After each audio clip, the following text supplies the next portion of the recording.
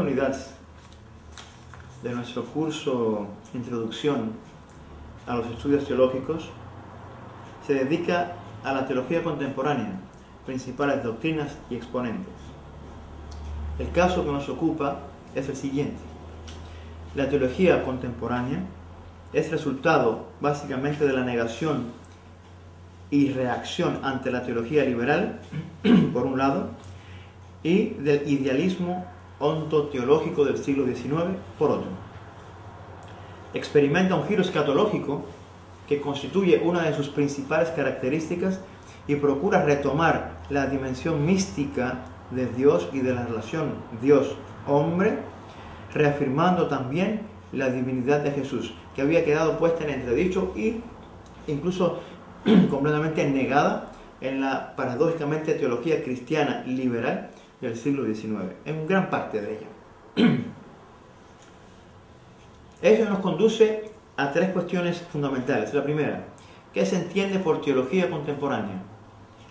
La segunda, ¿cuál es el punto de partida de la teología contemporánea? La tercera,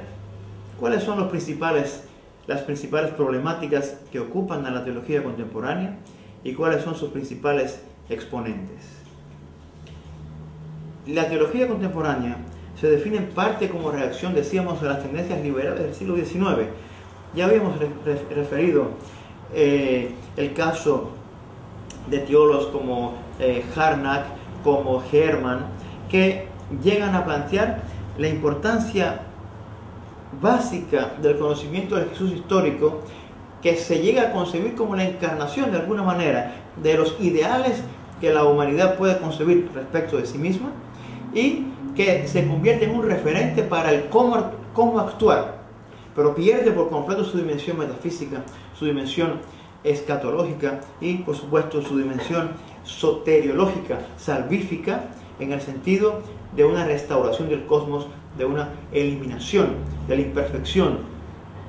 de la fisis de la naturaleza y por supuesto de una instauración del reino de Dios que supere el orden de lo ético-social. Esta dimensión de lo ético-social fue en esencia dentro de esta tradición liberal, cosa que vemos claramente ya en Kant, en su texto por ejemplo sobre la paz perpetua, es básicamente el referente importante y esencial de este pensamiento teológico. Hay una reacción también en el siglo XX ante el hecho de la crisis de la modernidad, de los paradigmas de la modernidad, a la crisis del humanismo ateo o religioso. El humanismo cae en crisis, tema muy bien expuesto en uno de los textos paradigmáticos de Martin Heidegger, la carta sobre el humanismo, donde explica realmente que llega un punto en que los propios ideales humanistas caen en crisis consigo mismos, caen en crisis con el propio contexto sociocultural en el cual están insertos, una sociedad que se enfrenta a una primera guerra mundial, después de la crisis del fin del siglo XIX.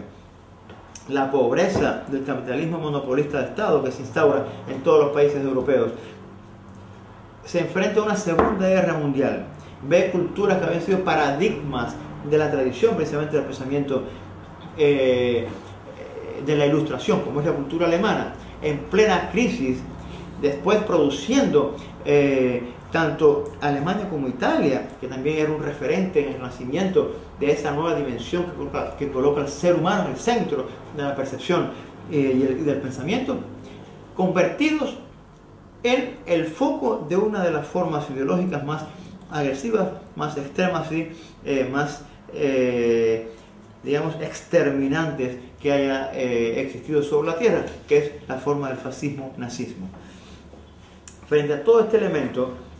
obviamente existe la necesidad de retornar a un principio cierto y firme,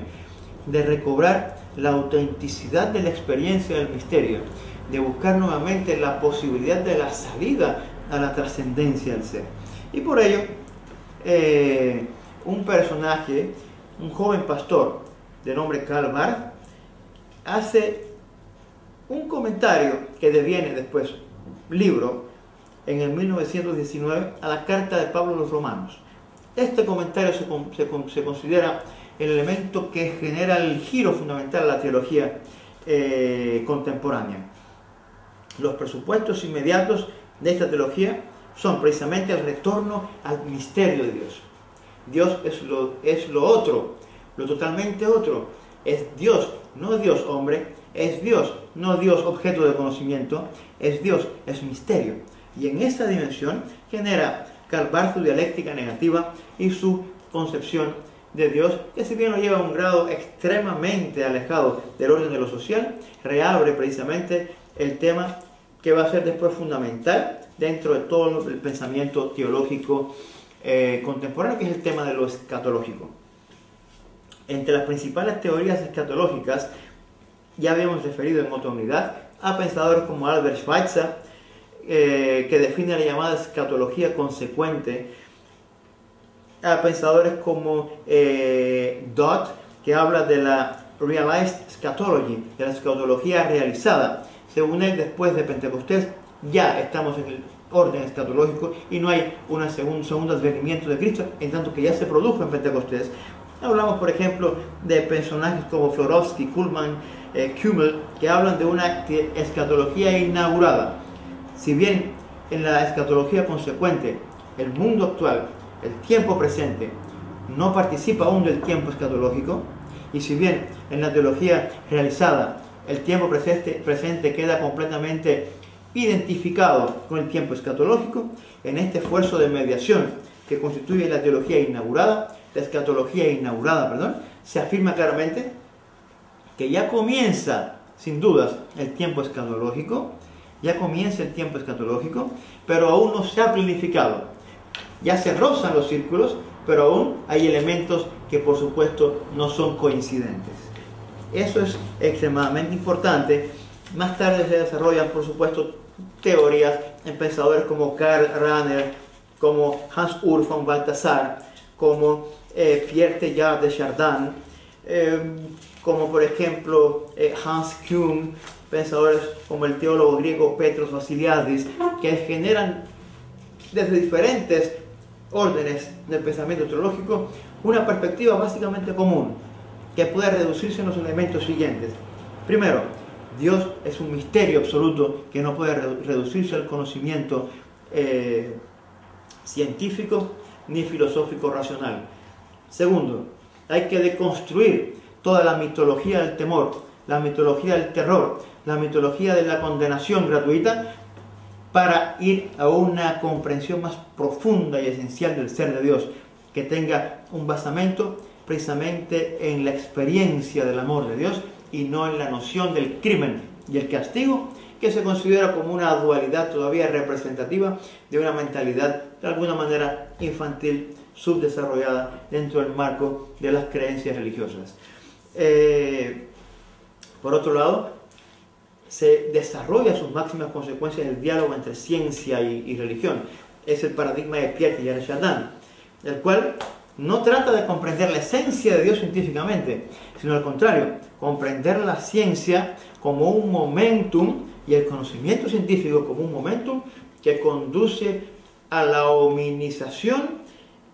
y de allí a la humanización para alcanzar finalmente la cristificación del cosmos, donde Cristo se identifica con el punto mega, con el principio universal del conocimiento científico, a donde conduce, según Pierre Teilhard de Chardin,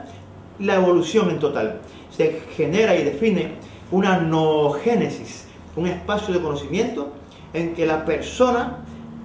más bien las personas, se unen en una dimensión superior, donde ya no hay contradicciones entre ellas, sino que se experimenta de manera plena y radical que la esencia del yo es el nosotros, y que esa sustancia que define la suprapersonalidad que se constituye en la noogénesis no es un vacío, ni es sencillamente un acuerdo intersubjetivo, es el propio Cristo como punto omega. Un elemento, para concluir, también fundamental de la teología contemporánea es naturalmente el ecumenismo, la teología ecuménica. Y aquí pensamos en Petros Vasiliadis como uno de los exponentes fundamentales de este pensamiento, un teólogo griego. Parte del hecho esencial de afirmar la necesidad de un diálogo interreligioso, de transformar la visión estrecha que define que el hecho de que mi constitución religiosa, de que mi interpretación ontoteológica, si se quiere, y que mi experiencia dogmática difiera de la del otro, presupone que alguna de las dos necesariamente es incorrecta. Esa visión dualista, todavía extremadamente, digamos, si se quiere, infantil y superficial, debe ser superada por una visión de interacción, de reconocimiento de elementos comunes, tanto en el orden de la humanidad, de lo antropológico, como en el orden de lo ontológico, y entrar a una interacción, a un diálogo auténtico que, salvaguardando elementos de autoconciencia específica dentro de las tradiciones religiosas ya conformadas, alcance una interacción, un espacio de encuentro, se sitúa en un cronotopos realmente universal y esencial que nos pueda conducir a la instauración de una auténtica paz global y duradera, pero también a una auténtica experiencia del misterio del ser. Si bien hay que, como afirma Kuhn, buscar ideas y valores globales que aplicándolos se lograría una intercomunicación intensa entre las diferentes tradiciones religiosas y culturales, es real, hay también que acceder, y ello con preeminencia al orden ético, a la instauración de un principio religioso, de un principio existenciario, ontoexistenciario, de una dimensión que afecta el sentido mismo del ser y el desocultamiento mismo de Dios en el seno de lo humano y en el seno de lo histórico, sobre lo cual edificar de manera clara y precisa ese sentido de lo ético y al mismo tiempo edificar de manera clara, precisa y duradera una sociedad que permita la vivenciación dentro de la propia experiencia del mundo, de la realidad y la verdad de lo divino.